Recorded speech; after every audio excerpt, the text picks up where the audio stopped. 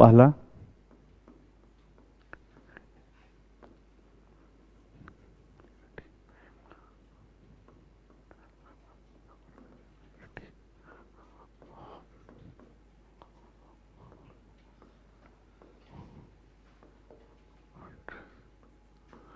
लिखिए familiarity of the parliamentary system.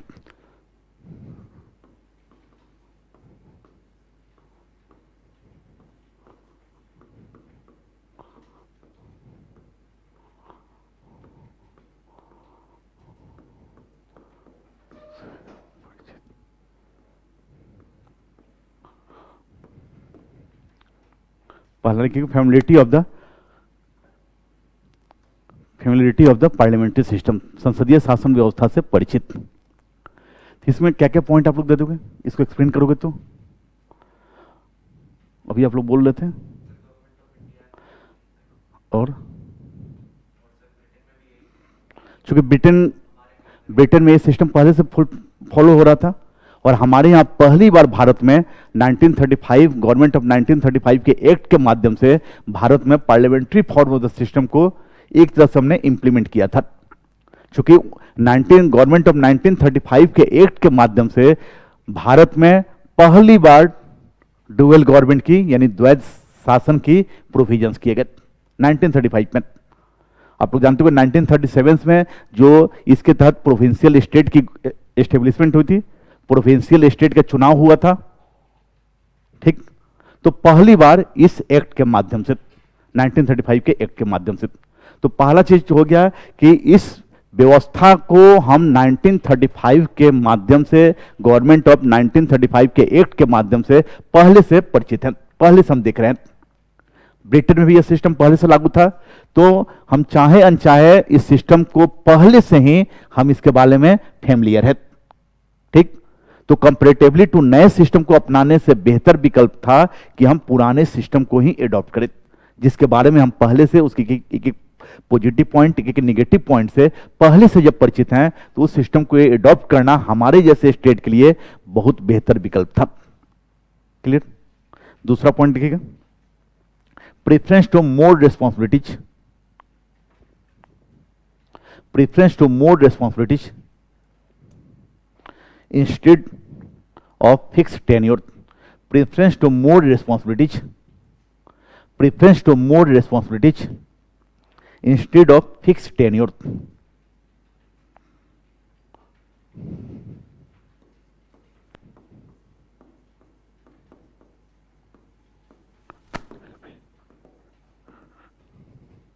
लिखिएगा हिंदी में, नियत कार्यकाल की तुलना में, नियत कार्यकाल की तुलना में, नियत कार्यकाल की तुलना में उत्तरदायित्व की भावना को प्रमुखता, उत्तरदायित्व की भावना को प्रमुखता, उत्तरदायित्व की भावना को प्रमुखता।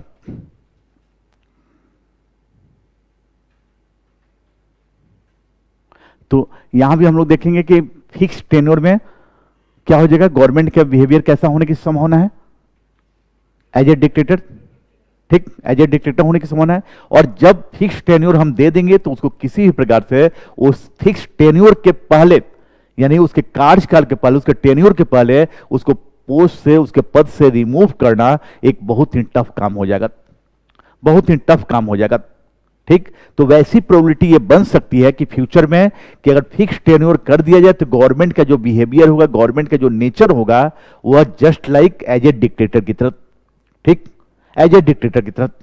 और जबकि भारत जिस पोजीशन में, जब जिस आधार पर हमें इंडिपेंडेंट मिली हुई थी, उस परिस्थितियों में उस हिसाब से हमें एक ऐसी गवर्नमेंट की आवश्यकता थी जो हमारे प्रति, आम पब्लिक के प्रति रिस्पॉन्सिबल हो, आम पब्लिक के प्रति रिस्पॉन्सिबल हो। और रिस्पॉन्सिबिलिटी नहीं निभाने की स्थिति में हम उसे कभी भी पद से हटा देते, हम कभी उसको पोस्ट से रिमूव कर देते। क्लियर ना? तो भारत जैसे देश के लिए जो अभी तुरंत ही इंडिपेंडेंट जिसके पास मैंने मिला हुआ था और जिसके पास बहुत सारी प्रॉब्लम थी, बहुत सारी समस्याएं थी, उस समस्याओं का सॉल्यूशन वही गवर्नमेंट कर सकती थी जो आम पब्लिक के बीच से चुनी गई हो, इलेक्टेड हो, और प्लस उसके प्रति रिस्पॉन्सिबल हो, उसके प्रति रिस्पॉन्सिबल हो, और रिस्पॉन्सिबिलिटी नहीं निभाने की स्थिति में उसको कभी भी पद से, पोस्ट से हटाया जा सकता है। और यह parliamentary form of the government में ये नेचर देखने को मिलता है comparatively to presidential form of the government में। यानी संसदीय शासन प्रणाली में उत्तरदायित्व की भावना अधिक रहती है comparatively to presidential form of the government, क्योंकि parliamentary form of the government में जो रिस्पॉन्सिबिलिटीज होती है वह डायरेक्ट पब्लिक के प्रति न होकर लोअर हाउस के प्रति होती है, और लोअर हाउस रिस्पॉन्सिबिलिटीज फुलफिल नहीं करने की स्थिति में, यानी गवर्नमेंट के रिस्पॉन्सिबिलिटीज, गवर्नमेंट के द्वारा रिस्पॉन्सिबिलिटी फुलफिल नहीं करने की स्थिति में लोअर जो हाउस है वह कभी भी गवर्नमेंट को पोस्ट से हटा सकती है, ठीक है ना, कोई भी, यानी नो कॉन्फिडेंस मोशन लाकर या मनी बिल को अप्रूव ना करके, नो कॉन्फिडेंस मोशन अविश्वास प्रस्ताव लाकर और मनी बिल को पारित नहीं करके कभी भी गवर्नमेंट को उनके पोस्ट से रिमूव किया जा सकता है। जबकि presidential form of the government में लेजिस्लेटिव, ठीक, केवल दो ही आधार पर, एक सेडिशंस और दूसरा करप्शन के आधार पर, बाकी अन्य किसी भी आधार पर उसको टेन्योर से पहले नहीं हटाया जा सकता है। क्लियर ना? तो हमेशा ध्यान कि भारत की सिचुएशन को देखते हुए हमें एक रिस्पॉन्सिबल गवर्नमेंट की जरूरत थी, और इसी रिस्पॉन्सिबिलिटी के आधार पर, चूंकि कॉन्स्टिट्यूएंट असेंबली में डॉक्टर अंबेडकर ने स्पीच देते हुए सीधे कहा, पूछा था कि हमें फिक्स टेन्योर या रिस्पॉन्सिबिलिटीज में से किसे एडॉप्ट करना चाहिए। हमें फिक्स टेन्योर या रिस्पॉन्सिबिलिटीज में से अगर किसी को एडॉप्ट करना हो तो हम सबसे पहले किसको एडॉप्ट करेंगे? क्लियर? तो भारत की जो भारत के अंदर जो सर्कमस्टांसेस थी, जो भारत की जो सिचुएशन थी, भारत की जो सोसाइटी थी, ठीक, जो प्रॉब्लम थे, उस सारी स्थितियों को देखते हुए हमें एक रिस्पॉन्सिबल गवर्नमेंट की आवश्यकता थी, जो हमारे प्रति रिस्पॉन्सिबल हो, हमारी प्रॉब्लम्स जो है उस प्रॉब्लम्स को सॉल्व करे और हमारा डेवलपमेंट करे, हमारा डेवलपमेंट करे। क्लियर? क्लियर ना? तो इस आधार पर उन्होंने रिस्पॉन्सिबिलिटीज को प्रेफरेंस दिया कंपैरेटिवली टू फिक्स टेन्योर के। तीसरा पॉइंट नोट कर लीजिएगा, need to avoid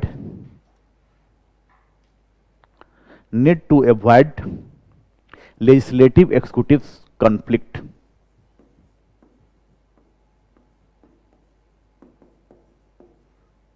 Need to avoid legislative executive conflict. Need to avoid legislative executive conflict हो गया, लिखिएगा, कार्यपालिका विधायिका के बीच संघर्ष को समाप्त करने की संभावना। Need to avoid legislative executive conflict, लिख लियो। तो आप हमेशा ध्यान रखना है कि parliamentary form of the system किस थ्योरी पर काम करता है? एक्सिक्यूटिव के कॉर्डियल रिलेशनशिप के आधार पर। यानी parliamentary form of the government हमेशा हमेशा आप लोग ध्यान रखिएगा कि वो बेस्ड होता है इंटरलॉकिंग थ्योरी पर, इंटरलॉकिंग थ्योरी पर। यानी parliamentary form of the government हमेशा आप ध्यान रखना है कि वह एक्सिक्यूटिव और लेजिस्लेटिव के कॉर्डियल रिलेशनशिप के आधार पर रन करता है। यानी संसदीय शासन व्यवस्था हमेशा ध्यान रखना है कि कार्यपालिका और विधायिका के आपसी संबंधों के आधार पर, उनके एक दूसरे से सहयोगात्मक संबंधों के आधार पर ही parliamentary form of the government run करता है। लेकिन presidential form of the government में हमेशा एक्सिक्यूटिव और लेजिस्लेटिव जो होती है उसमें सेपरेशन की भावना होती है, उसमें सेपरेशन की भावना होती है। दोनों ही इंस्टीट्यूशंस एक दूसरे से सेपरेट रहते हुए अपना इंडिपेंडेंट एग्जिस्टेंस बनाए रहते हैं। यानी presidential form of the government में आप हमेशा ध्यान रखना है कि दोनों ही इंस्टीट्यूशंस यानी कार्यपालिका और विधायिका दोनों ही संस्थाएं एक दूसरे से अपना पृथक एवं स्वतंत्र अस्तित्व, सेपरेट और इंडिपेंडेंट एग्जिस्टेंस बनाए रखते हैं। तो जब भी ये सेपरेट और इंडिपेंडेंट एग्जिस्टेंस बनाए रखेंगे तो स्वाभाविक सी बात है कि ये दोनों ही संस्थाएं एक दूसरे को कंट्रोल करने में लगेंगी, दोनों ही संस्थाएं एक दूसरे को नियंत्रण करने का प्रयास करेंगी। इसलिए presidential form of the government हमेशा ध्यान रखना है कि चेक एंड बैलेंस थ्योरी पर काम करता है। दोनों ही संस्थाएं, हमने देखा था कि parliamentary form of the government में आप हमेशा ध्यान रखना कि एक्सिक्यूटिव और लेजिस्लेटिव के कॉर्डियल रिलेशनशिप, और ये कॉर्डियल रिलेशनशिप कब दिखता है? जब भी लेजिस्लेटिव का काम क्या होता है? लेजिस्लेट करना, ठीक, यानी कानून बनाना। विधायिका का काम क्या होता है? कानून या विधियों का, नियमों का निर्माण करना, ठीक, लेजिस्लेट करना। और एक्सिक्यूटिव का काम क्या होता है? एक्सिक्यूट करना, यानी जो भी विधायिका नियम कानून बनाती है उसको वह इंप्लीमेंट या लागू करवाती है। क्लियर? जुडिशरी हर सिस्टम में ऑटोनोमस होती है। तो यहां हम देख रहे थे कि parliamentary form of the government में लॉ मेकिंग का काम, ठीक, रूल्स या रेगुलेशंस को बनाने की रिस्पॉन्सिबिलिटीज भले ही लेजिस्लेटिव की होती है, लेकिन इनिशिएटिव कौन लेता है? लेकिन इनिशिएटिव कौन लेता है? वहां पर एक्सिक्यूटिव लेती है, काउंसिल ऑफ मिनिस्टर्स। यानी parliamentary form of the government में भले ही कानून को बनाने की रिस्पॉन्सिबिलिटीज विधायिका की होती है, लेजिस्लेटिव की होती है, लेकिन उसके लिए इनिशिएटिव कौन लेता है? Council of ministers. और काउंसिल ऑफ मिनिस्टर्स को क्या कहते हैं? एक्सिक्यूटिव कहते हैं। हमने पहले भी आपको बताया था कि किसी अगर सब्जेक्ट पर कानून अगर बनाना हो, लॉ को ये करना है, बनाना हो, क्रिएट करना हो, लेजिस्लेट करना हो, तो वैसी स्थिति में जो भी सब्जेक्ट है, जिस सब्जेक्ट पर लॉ को बनानी है, तो उस सब्जेक्ट से रिलेटेड, ठीक, मिनिस्ट्री जो होती है, यानी जो भी विषय उत्पन्न हुआ हो, अगर उस विषय से संबंधित वह मंत्रालय, जिस मंत्रालय से संबंधित वह सब्जेक्ट है, वह मिनिस्ट्री उस पर एक प्रोपोजल तैयार करती है। यानी उस मिनिस्ट्री के कैबिनेट मिनिस्टर्स अपने सेक्रेटरी के माध्यम से, अपने मिनिस्ट्री के ऑफिसर्स के माध्यम से, एडमिनिस्ट्रेटिव ऑफिसर्स के माध्यम से एक प्रोपोजल तैयार करती है। प्रोपोजल्स का मतलब हो गया कि वह एज ए लॉ के रूप में क्या क्या नियम, जो रूल्स जो है, रेगुलेशंस, वो जोड़े जाएंगे, कब इंप्लीमेंट किया जाएगा, ठीक ना, कब उसको उसका वॉयलेट करने पर, उसका वॉयलेट करने पर, उस रूल्स और रेगुलेशन का वॉयलेट करने पर क्या क्या पनिश किया जा सकता है, किस प्रकार पनिश किया जाएगा, सारे चीज उस वह मेंशन होता है। उसी को प्रपोजल कहते हैं। अगर वह प्रपोजल मिनिस्ट्री तैयार कर लेती है तो फिर कैबिनेट की जब मीटिंग होती है तो वह कैबिनेट मिनिस्टर्स, उस मिनिस्ट्री के कैबिनेट मिनिस्टर्स उस प्रपोजल्स को काउंसिल ऑफ मिनिस्टर्स की मीटिंग में रखता है, काउंसिल ऑफ मिनिस्टर्स की मीटिंग में रखता है। और उसके बाद काउंसिल ऑफ मिनिस्टर जब अप्रूवल कर देती है तो फिर हमेशा आप लोग ध्यान रखना, उसके बाद पार्लियामेंट के किसी भी हाउस में उसको रखा जाएगा, यानी प्रेजेंट करेंगे। लोकसभा या राज्यसभा किसी भी हाउस में वह मंत्री उसको पेश करेगा, उस प्रपोजल्स को। और जब भी वह प्रपोजल्स पार्लियामेंट में, लेजिस्लेटिव में पेश किया जाएगा, उसको प्रेजेंट किया जाएगा, तो वह हमेशा बिल के रूप में होता है, हमेशा बिल के रूप में होगा। और फिर दोनों हाउसेज उसको उस पर डिबेट करती हैं, अगर जरूरत पड़ी तो उसमें अमेंड करती हैं, और उसके बाद दोनों हाउस अगर उस बिल को अप्रूव्ड कर देती है तो फिर प्रेसिडेंट के पास जाता है, और प्रेसिडेंट के सिग्नेचर के बाद वो कानून बनता है। क्लियर? तो यहां parliamentary form of the government में देख रहे हैं कि कानून बनाने की रिस्पॉन्सिबिलिटीज भले ही लेजिस्लेटिव की है, लेकिन यहां पर इनिशिएटिव कौन लेता है, ले रहा है? एक्सिक्यूटिव ले रही है, कार्यपालिका ले रही है। लेकिन presidential form of the government में हमेशा ध्यान रखना है कि दोनों ही इंस्टीट्यूशंस जो हैं, ऑर्गेनाइजेशंस हैं, वह सेपरेट होती है। दोनों ही ऑर्गेनाइजेशंस सेपरेट होती हैं, एक दूसरे से इंडिपेंडेंट एग्जिस्टेंस बना के रखती हैं, उनका आपस में माने ये वो मिलती नहीं है, ठीक। तो वैसी स्थिति में वहां पर एक दोनों ही ऑर्गेनाइजेशंस अपनी अपनी जो उनकी रिस्पॉन्सिबिलिटीज है, केवल अपनी अपनी रिस्पॉन्सिबिलिटीज को फुलफिल करती हैं। वहां पर parliamentary form of the government में कॉर्डियल रिलेशनशिप के आधार पर, यानी सहयोगात्मक संबंध के आधार पर कानून बनता है। लेकिन presidential form of the government में यह कॉर्डियल रिलेशनशिप नहीं पाया जाता है। बस वहां पर यह है कि जो भी ऑर्गेनाइजेशंस है, जो भी इंस्टीट्यूशंस है, उनकी जो रिस्पॉन्सिबिलिटीज है, केवल वह अपनी रिस्पॉन्सिबिलिटीज को फुलफिल करती हैं, केवल वह अपनी रिस्पॉन्सिबिलिटीज को फुलफिल करती हैं। अब वहां पर जो लेजिस्लेटिव है, वह लेजिस्लेटिव का काम केवल लेजिस्लेट करना है, केवल और केवल कानून को बनाना है। और एक्सिक्यूटिव का काम क्या है कि लेजिस्लेटिव द्वारा जो भी कानून बनाए गए हैं उनको इंप्लीमेंट करना। तो पार्लियामेंट्री फॉर्म ऑफ प्रेसिडेंशियल में यहीं पर अंतर हो जाता है कि पार्लियामेंट्री फॉर्म में भी वही चीज है, लेजिस्लेटिव लेजिस्लेट करती है, कानून बनाती है, और एक्सिक्यूटिव उस कानून को इंप्लीमेंट करती है। लेकिन parliamentary form of the government में आप हमेशा ध्यान रखना है कि लेजिस्लेटिव कानून जो बनाती है वो एग्जीक्यूटिव के सहयोग से बनाती है, क्योंकि इनिशिएटिव कौन लेता है? एग्जीक्यूटिव्स। क्लियर? लेकिन presidential form of the government में यहां पर एग्जीक्यूटिव्स लॉ मेकिंग में लेजिस्लेटिव को कोई मदद नहीं करती है। लेजिस्लेटिव खुद ही इनिशिएटिव लेती है, खुद ही इनिशिएटिव लेती है और खुद ही कानून बनाती है, खुद ही कानून बनाती है, खुद ही वह कानून को क्रिएट या मेक करती है, खुद ही। वहां पर एग्जीक्यूटिव्स की कोई भी रोल नहीं होता है। अधिक से अधिक एग्जीक्यूटिव्स ये कर सकते हैं, यानी वहां के प्रेसिडेंट ये कह सकते हैं कि पार्टी फोरम पर ये डिमांड कर सकते हैं, पार्टी फोरम पर ये डिमांड कर सकते हैं कि भाई ये टॉपिक है, ये सब्जेक्ट है, इस सब्जेक्ट पर लेजिस्लेटिव में कानून बनाया जाए। अपने पार्टी को यह निर्देश दे सकते हैं, पार्टी से रिक्वेस्ट कर सकते हैं कि पार्टी के कोई मेंबर्स, इलेक्टेड मेंबर जो माने पार्लियामेंट लेजिस्लेटिव का जो मेंबर है वह इस मैटर पर कोई प्रपोजल्स या बिल को पेश करे और उस पर लेजिस्लेटिव कानून बनाए। या लेजिस्लेटिव को मैसेज भेज सकते हैं कि भाई इस टॉपिक पर, ये सब्जेक्ट पर हमें कानून की आवश्यकता है और इस पर लेजिस्लेटिव कांग्रेस कानून बनाए। बस केवल इतना ही उनकी भूमिका होती है। तो यहां हम देख रहे हैं कि लेजिस्लेटिव जो लेजिस्लेट करती, कानून बना रही है, वह सिर्फ अपने आधार पर, उसमें एग्जीक्यूटिव्स की कोई भी रोल या कोई भी भूमिका नहीं होती है। क्लियर? लेकिन parliamentary form of the government में कॉर्डियल रिलेशनशिप के आधार पर कानून बन रहा है। एग्जीक्यूटिव इनिशिएटिव लेती है लेकिन वहां पर इनिशिएटिव नहीं लेती है। अब बताइए, जहां कॉर्डियल रिलेशनशिप होगा वहां क्या कभी एग्जीक्यूटिव और लेजिस्लेटिव के बीच कॉन्फ्लिक्ट होने की संभावना रहेगी? कम रहेगी, ना के बराबर, ना के बराबर। लेकिन जहां पर सेपरेट एग्जिस्टेंस है वहां पर तो बिल्कुल ही कॉन्फ्लिक्ट होने की संभावना है। मैंने आपको एग्जांपल भी दिया था, डोनाल्ड ट्रंप का मैक्सिको की दीवार, मैक्सिको नामक स्टेट पर बॉर्डर पर वॉल खड़ा करने के लिए, दीवार खड़ा करने के लिए पैसे की डिमांड किए थे और नहीं फुलफिल करने पर उन्होंने इमरजेंसी की घोषणा की थी। क्लियर?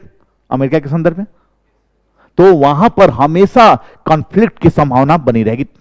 जहां भी कोई भी दो व्यक्ति अगर सेपरेट और इंडिपेंडेंट रहेंगे तो हमेशा वहां पर आइडियोलॉजी की संभावना, माने ये हो रही कॉन्फ्लिक्ट, आइडियोलॉजी को लेकर या पावर्स को लेकर या मनी को लेकर हमेशा कॉन्फ्लिक्ट होने की संभावना रहेगी। क्लियर ना?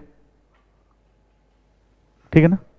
लेकिन जहां कॉर्डियल रिलेशनशिप होगा वहां कॉन्फ्लिक्ट होने की संभावना नहीं होगी। और हमारे जो कॉन्स्टिट्यूएंट, जो मेकर जो थे, हमारे संविधान निर्माता जो थे, कॉन्स्टिट्यूएंट मेकर जो थे, वह नहीं चाहते थे कि अभी अभी जस्ट हमें इंडिपेंडेंट मिली है और आगे चलकर हमारे यहां, हमारे सिस्टम में एग्जीक्यूटिव और लेजिस्लेटिव के बीच कोई कॉन्फ्लिक्ट हो, किसी भी प्रकार का कोई कॉन्फ्लिक्ट हो।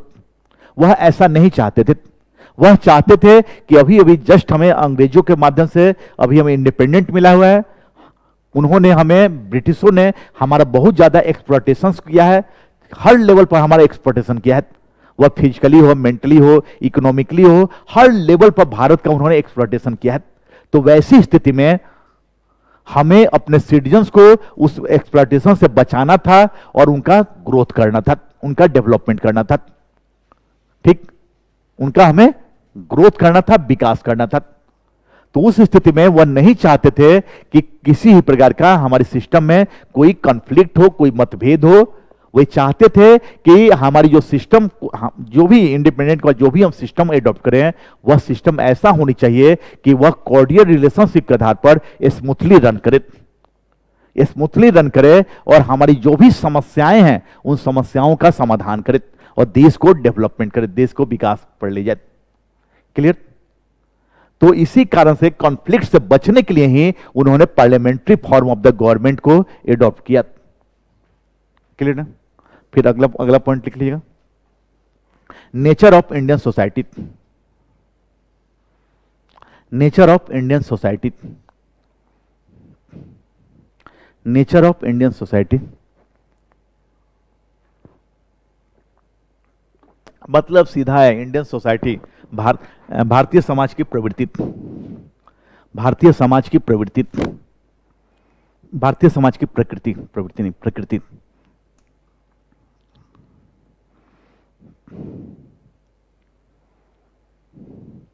तो इसको लेकर क्या लिख रहे होंगे, भारतीय समाज कैसा था, कैसा है, डाइवर्स वाली है, ठीक, बहुत ज्यादा डाइवर्सिटी है हमारे यहाँ, ठीक, यानी भारत का जो समाज है वह बोला जाता है विविधता वाला, विविधता से युक्त है। यहाँ पर बहुत सारे अलग अलग ग्रुप्स के अलग अलग रिलीजन के लोग रहते हैं, अलग अलग लैंग्वेज को मानने वाले, अलग अलग माने कस्टम को मानने वाले, अलग अलग कल्चर के लोग रहते हैं। तो वैसी स्थिति में सभी ग्रुप्स के इंटरेस्ट को फुलफिल करना बहुत ही कठिन समस्या थी। यानी सभी ग्रुप्स के इंटरेस्ट को, सभी ग्रुप्स के रीजनल एस्पायरेशन को फुलफिल करना बहुत ही कठिन काम है। तो हमेशा ध्यान रखिएगा, इसलिए संविधान निर्माता जो चाहते थे कि हमारे यहाँ जो भारत का जो समाज है, जितने विविधता से युक्त बहुत सारे धर्म के आधार पर, जाति के आधार पर, भाषा के आधार पर, संस्कृतियों के आधार पर लोग रहते हैं, तो उनके सभी के इंटरेस्ट को, सभी के उद्देश्यों को, ठीक, और प्लस रीजनल एस्पायरेशन यानी लोकल आकांक्षाओं को पूरा करना एक चुनौती भरा काम था। आप हमेशा एक चीज ध्यान रखिएगा कि presidential form of the government और parliamentary form of the government की अगर बात किया जाए तो presidential form of the government उन्हीं स्टेट्स में लागू किया जाता है जहां डाइवर्सिटी बहुत कम हो, जहां विविधता कम होती है।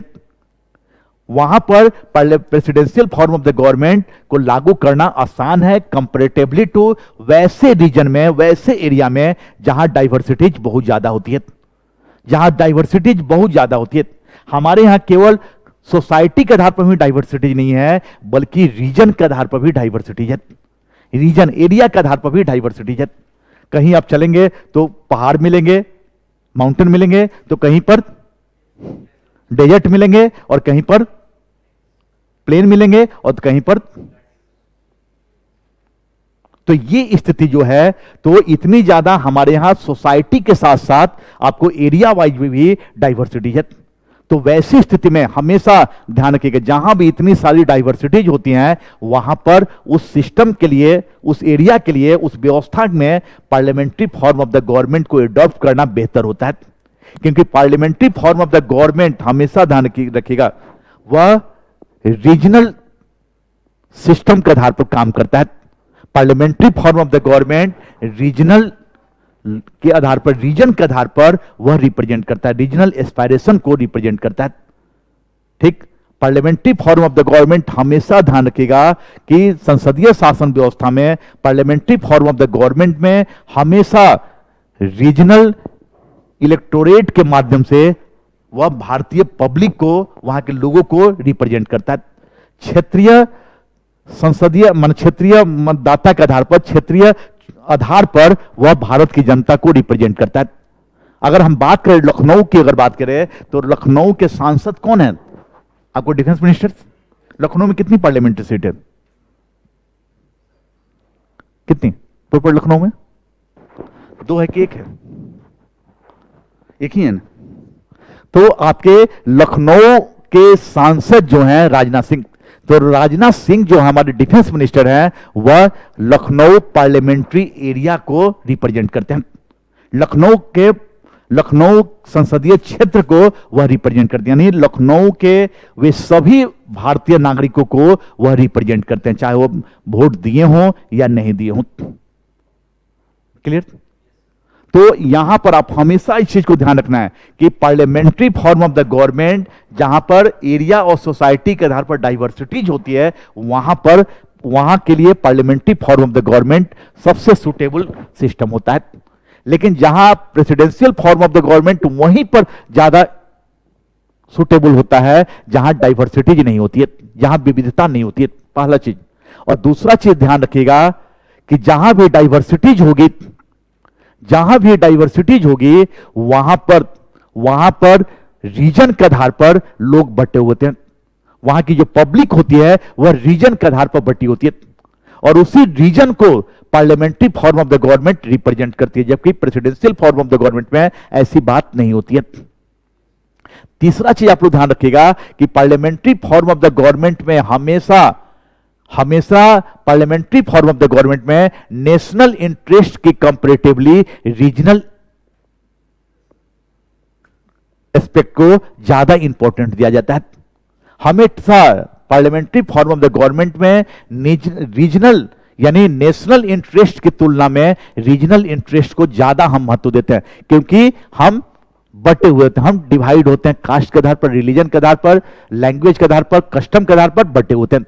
यानी संसदीय शासन व्यवस्था में आप हमेशा एक चीज को ध्यान रखिएगा कि संसदीय शासन व्यवस्था में हमेशा लोग जो होते हैं, जहां भी डाइवर्सिटीज होगी, जहां भी आपको सोसाइटी के आधार पर डाइवर्सिटीज होगी या एरिया के आधार पर डाइवर्सिटीज होगी, उस क्षेत्र की जो पब्लिक होगी, ठीक है ना, हमेशा आप लोग ध्यान रखना कि वो क्षेत्र की जो पब्लिक होगी उसके अंदर जो फीलिंग्स होती है वह यह फीलिंग्स होती है कि वे लोग हमेशा राष्ट्रीय महत्व की तुलना में क्षेत्रीय महत्व को ज्यादा प्रमुखता देते हैं, क्षेत्रीय महत्व को ज्यादा प्रमुखता देते हैं। अभी आपके यहाँ यूपी में पंचायत का चुनाव हुआ होगा, हमारे यहाँ बिहार में भी हो रहा है। अब वहां पर पंचायत के चुनाव में या कहीं भी हम नेशनल इंटरेस्ट को महत्व नहीं देते हैं, बल्कि लोकल लेवल पर जो ग्रामीण विलेज के आधार पर, कस्बे के आधार पर जो भी इंटरेस्ट होता है उसको हम लोग प्रमुखता देते हुए वहां पर हम लोग बढ़ जाते हैं कि हमारी कौन सी जाति का है, किस कास्ट का उम्मीदवार है, किस रिलीजन का उम्मीदवार है, किस कस्टम का है, ठीक, इसके आधार पर हम बढ़ जाते हैं और उसके आधार पर वोटिंग करते हैं। तो हमेशा ध्यान रखना कि जहां भी डाइवर्सिटीज बहुत ज्यादा होगी, चाहे किसी भी आधार पर, वहां के पब्लिक नेशनल इंटरेस्ट की तुलना में रीजनल इंटरेस्ट को ज्यादा प्रमुखता देती है, यानी राष्ट्रीय महत्व की तुलना में क्षेत्रीय महत्व को ज्यादा प्रमुखता दी जाती है। हम ये एक नहीं देखते हैं कि भारत कि हम वहां पर ये नहीं देखते हैं कि हम एज ए सिटीजन हैं जो वो इंडिया के सिटीजन हैं, बल्कि वहां पर हमारी फीलिंग हो जाती है कि हम बिहार के नागरिक हैं, बिहार के हैं, और यूपी का है, एमपी का ये है। और जब पंचायत के चुनाव पर आता है तो यूपी में भी ये हो जाता है कि नहीं भाई हम लखनऊ के हैं तो वो भदोही के हैं तो ये है, और उसके बाद भी ये हो जाता है कि हमारी जाति का ये, दूसरी जाति का ये, हमारे रिलीजन का वो दूसरे रिलीजन का। तो इतना ज्यादा जब डिवाइड हो पब्लिक तो वहां पर पार्लियामेंट्री सिस्टम ही एडॉप्ट किया जाता है, क्योंकि पार्लियामेंट्री सिस्टम रीजनल एस्पायरेशन को फुलफिल करता है।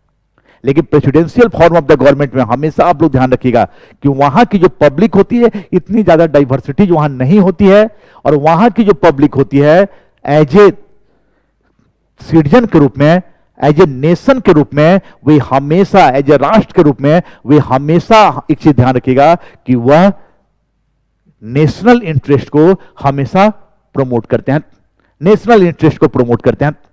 लेकिन जो बटा हुआ होता है वह हमेशा क्षेत्रीय हितों को प्रमुखता दी जाती है। क्लियर ना? तो पहले हमारी सोसाइटी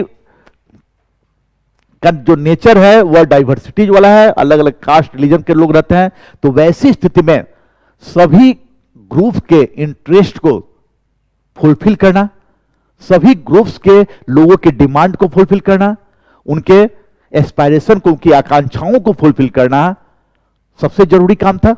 अगर हम उनकी एस्पायरेशन को, उनकी आकांक्षा को, उनके डिमांड को या उनके इंटरेस्ट को हम अगर फुलफिल नहीं करेंगे तो स्वाभाविक सी बात है वो हमारे खिलाफ, वह सरकार के खिलाफ रिवोल्ट कर सकते हैं, सरकार के खिलाफ, गवर्नमेंट के खिलाफ, सिस्टम के खिलाफ रिवोल्ट कर सकते हैं, विद्रोह कर सकते हैं। अगर हम वहां के किसी एरिया के, वहां के लोगों की एस्पायरेशन को, आकांक्षाओं को या उनके डिमांड को, इंटरेस्ट को फुलफिल नहीं करेंगे तो स्वाभाविक सी बात है वहां की पब्लिक सिस्टम के खिलाफ रिवोल्ट कर देगी। हम माओवाद के जो नक्सल जो प्रॉब्लम देखते हैं, या पंजाब गवर्नमेंट टेररिज्म की जो घटना देखते हैं, या नॉर्थ ईस्ट में जो टेररिज्म की घटना देखते हैं, इसके पीछे एक बहुत बड़ा कारण यह रहता है कि वहां के रीजनल एस्पायरेशन को हमने अभी तक फुलफिल नहीं किया। या तो वह रीजनल जो एस्पायरेशन हुआ है, उठा है, वह या तो वहां के डेवलपमेंट नहीं होने की वजह से, या एम्प्लॉयमेंट, अनएम्प्लॉयमेंट की वजह से, या कोई अन्य कारण से। तभी तो लोग वहां के रिवोल्ट किए। कुछ ना कुछ तो कारण होगा, क्या होगा ना? तो इसीलिए हमेशा ध्यान रखिएगा कि जहां भी डाइवर्सिटीज होगी वहां के अलग अलग ग्रुप्स के इंटरेस्ट को, उनकी डिमांड को, ठीक, उनकी एस्पायरेशन को, उनकी आकांक्षाओं को parliamentary form of the government में ही फुलफिल किया जा सकता है, presidential form of the government में नहीं। क्योंकि parliamentary form of the government में हमेशा नेशनल इंटरेस्ट की तुलना में रीजनल इंटरेस्ट को फुलफिल किया जाता है। यही कारण का बेस्ट एग्जांपल आप दे सकते हैं कि किसान बिल, एग्रीकल्चर बिल 9 महीने तक पार्लियामेंट से पारित होने के बाद, राष्ट्रपति द्वारा साइन करने के बाद, कानून के रूप में आने के बाद भी, ठीक, जो कि बहुत अच्छा बिल था, ठीक, इस पर कोई भी पॉजिटिव नेगेटिव हो सकती है, लेकिन 9 महीने के बाद इलेक्शन आने पर इसको क्या किया गया, कॉल बैक किया गया, वापस लिया गया। तो मतलब कि रीजनल एस्पायरेशन को फुलफिल करने के लिए, क्योंकि इस बिल के अगेंस्ट में आपको पंजाब हरियाणा के साथ साथ वेस्ट यूपी के भी किसान विरोध कर रहे थे। तो भाई वहां के किसानों को रीजनल एस्पायरेशन को फुलफिल करने के लिए इस एग्रीकल्चर बिल को वापस लिया गया।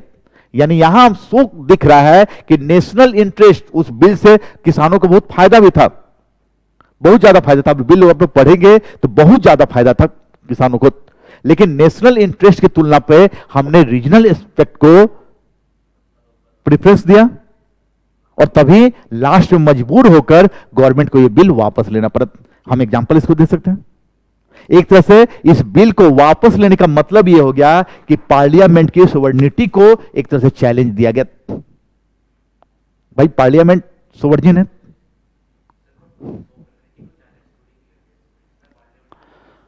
पार्लियामेंट ने कहां डिसीजन लिया है, ये तो एक्सिक्यूटिव ने decision, head of the government ने लिया है। हाँ हाँ हाँ हाँ हाँ, तो अब तो इस आधार पर ये हो सकता है ना कि कोई भी अगर पार्लियामेंट कोई भी लॉ अगर पारित करे, प्रूफ करे, ठीक, अगर हम उस बिल से एग्री नहीं हैं तो हम भी 6-7 महीने तक धरना प्रदर्शन करते हुए जिंदाबाद मुर्दाबाद के नारे लगाकर रोड को ब्लॉक कर सकते हैं और हम भी सरकार के ऊपर दबाव डाल सकते हैं, प्रेशर डाल सकते हैं कि भाई इससे, इस बिल से हमारी जो डिमांड फुलफिल नहीं हो रही, हमें लॉस हो रहा है, इस बिल को वापस लिया जाए। ठीक सर, से एक तरह से कोई भी इस बिल को वापस लेने का मतलब हो गया कि आगे चलकर पार्लियामेंट कोई भी अगर बिल पास करेगी तो कोई भी ग्रुप्स ऑफ पीपुल्स, ठीक है ना, वह एक जगह इकट्ठा होकर, ठीक, विरोध प्रदर्शन करते हुए रोड को ब्लॉक कर सकते हैं और उनको पता है कुछ दिन हम लोग रोड को ब्लॉक करेंगे, विरोध प्रदर्शन करेंगे तो अल्टीमेटली एग्रीकल्चर बिल जैसा गवर्नमेंट झुक जाएगी और बिल को वापस ले सकती है। कोई भी ग्रुप ऑफ पीपुल्स बिल को वापस लेने का प्रयास करवा सकता है, कर सकता है, नहीं कर सकता है। तो एक तरह से यह पार्लियामेंट के द्वारा बनाए गए किसी भी बिल के लिए यह यूज हो सकता है। मान लीजिए सिटीजनशिप एक्ट है, आप लोग सिटीजनशिप एक्ट भी लागू हुआ, ठीक, तो आप लोग देखें कि इस बिल के खिलाफ भी दिल्ली के शाहीन बाग में जबरदस्त विरोध प्रदर्शन हुआ था ना, करीब वहां भी 7-8 महीने तक पब्लिक ने रोड को ब्लॉक करके रखा हुआ था। वो तो खैरियत है कि कोरोना आ गया और लॉकडाउन लगाना था तो कोरोना के डर से लोग भाग गए। क्लियर? मान लीजिए आर्टिकल 370, जम्मू कश्मीर के लोग भी दिल्ली आकर धरना प्रदर्शन कर दे, भाई हम 370 को वापस लिया जाए। तो ऐसे तो कोई भी व्यक्ति, ग्रुप ऑफ पीपुल्स अगर मेजोरिटी में आकर वो माने ये करने लगे, विरोध करने लगे, तो सरकार पर अनावश्यक प्रेशर डालकर वह किसी भी लॉ को कॉलबैक करने के लिए बाध्य कर सकती है कि नहीं? तो हम यहां भी दे सकते हैं इस चीज को एग्जाम्पल के तौर पर। क्लियर ना? तो इस आधार पर हमने 4 आधार पर देखा कि ये इस आधार पर parliamentary form of the government को अल्टीमेटली एडॉप्ट किया गया। लिख लीजिएगा, हो जाएगा ना?